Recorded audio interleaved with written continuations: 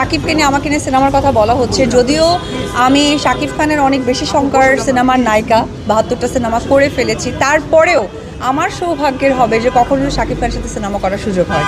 প্রথমে বলবো, আমরা তো শিল্পীরা হচ্ছে ফুলের মতো মানুষ। আমরা প্রত্যেকটা, যেমন একটু আগে আপনি একটা প্রশ্ন রেখেছেন যে আপনারও তো স্যালুন আছে, আপনি এই স্যালুনে কেন? এটার কারণ হচ্ছে যেহেতু আমার প্রফেশন, আমি একজন আর্টিস্ট, আমার কাজটাই হচ্ছে আমার যারা ভক্ত দর্শক আছে তাদের কাছে যে কোনো বার্তায় পৌঁছে দেওয়া। সো ওই জায়গা থেকে it's my job.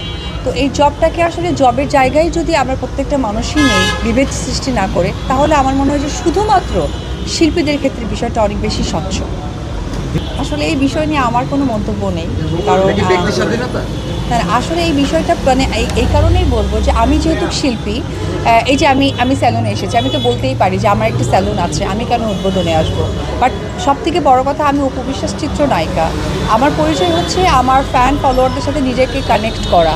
So connect করাটাই হচ্ছে আমার মূল লক্ষ্য। সুতরাং সেটা হতে পারে স্যালুন উদ্বোধন, হতে পারে কোনো প্রোডাক্টের সাথে নিজেকে যুক্ত করা, হতে পারে আমার সিনেমা, হতে পারে যে কোনো জায়গা।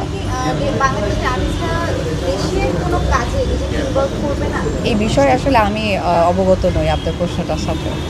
দিদি একটা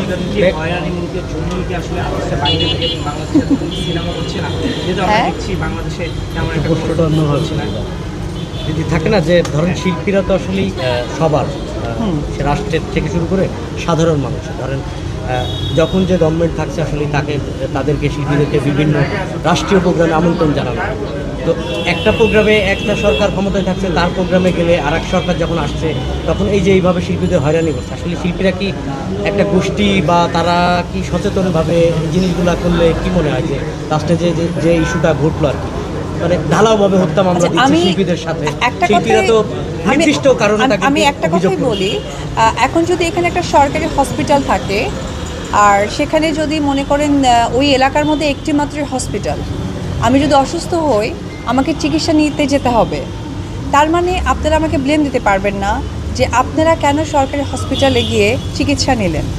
তো আমার ব্যাখ্যাটা এটাই থাকবে যে আমরা শিল্পী, আমরা শোবিজের মানুষ, শো অফ করাটাই আমাদের প্রফেশন।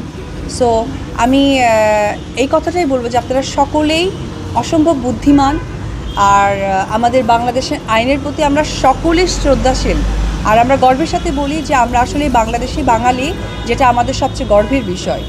সেই জায়গা থেকে আবারও নোটেড দ্য পয়েন্ট যে আমরা শিল্পী, আমরা সকলে। Thank you.